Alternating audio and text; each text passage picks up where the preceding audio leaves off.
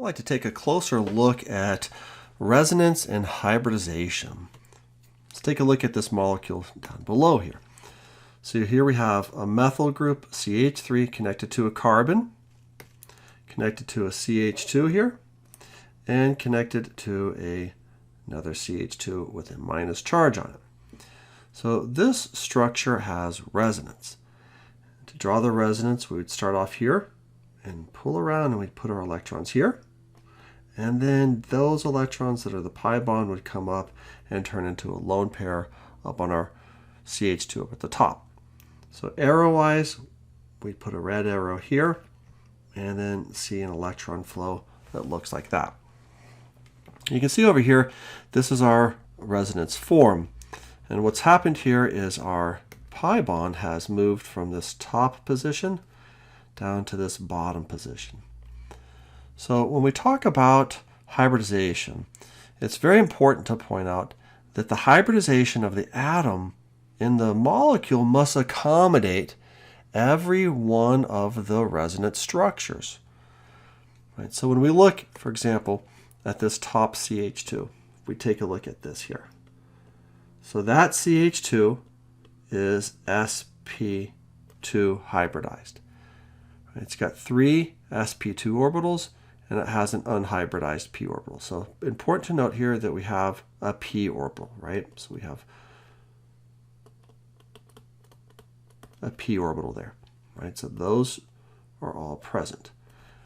Over on the other side, that structure here, when we look at this, that CH2 must remain sp2 hybridized with that available p orbital. Because remember that when we have resonance, it tells us that the actual molecule is some type of a weighted average, right, of all of the individual resonance structures.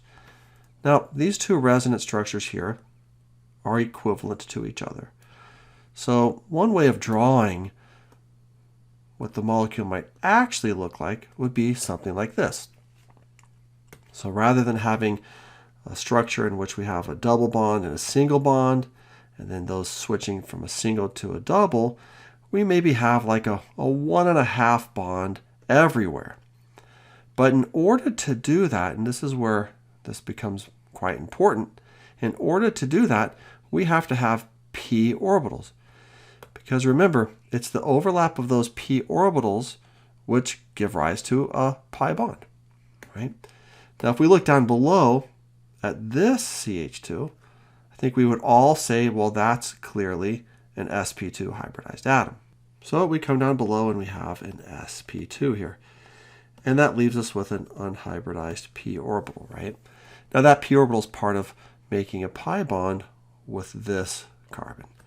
So if it's sp2 here, then it must remain sp2 on this side. And that means the end structure, the end result of that is that that atom is sp2. Okay. Over here, we're sp2. And over here, we are sp2. And over here, we are sp2. Now, if we take the molecule and put it on its side, we can kind of see that a little bit better. Here's our CH3. Here's our sp2 carbon. Here's our CH2. And this is our pi bond here, right? So going from the structure that's on the left, right, these electrons would come down and become a pi bond here. And then these electrons would come and be a lone pair at this position. But you can see that in order for this to happen, we have to have this present.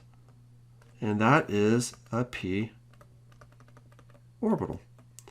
And if we have a p orbital present, then we can't be sp3, right? Because sp3 doesn't have available p orbitals.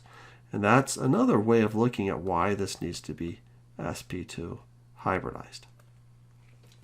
Let's take a look at this molecule. So when we're trying to determine hybridization, let's go through this together. So we're looking for resonance. That's the first thing that we look for. So at this end right here, that nitrogen is not involved in resonance. right? It has a steric number of 4. It has a lone pair on it, and it is sp3 hybridized. And the geometry of that would be trigonal pyramid. Now, over on the other side, we look at our nitrogen and we think, okay, well, look at this. This is involved in resonance here. So this lone pair is involved in forming a pi bond here and getting a resonance structure over here.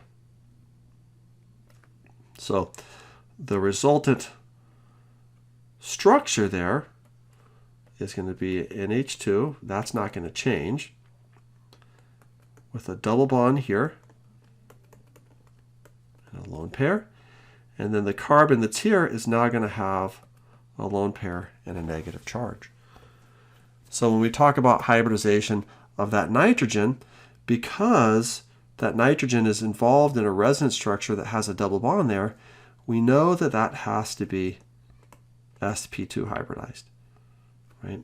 So this atom here is sp2. This atom right here is not a surprise to be sp2. And in the end, we end up with all of these atoms that are involved in this resonance structure as sp2 hybridized atoms, right? And then, of course, this doesn't change. So that's still sp3. So the thing to watch out for here is this, is when you're looking at hybridization, check and make sure that the molecule does not have resonance. If it doesn't have resonance, then the normal rules would apply, right? So in other words, this doesn't have resonance here, right? We have a lone pair on it, so that's going to be sp3. Where this end, we have to worry about it because it's involved in resonance. And we need to come up with a hybridization of that atom that accommodates every one of the resonance structures. And it doesn't flip-flop between sp3 and sp2. So therefore, it needs to be sp2.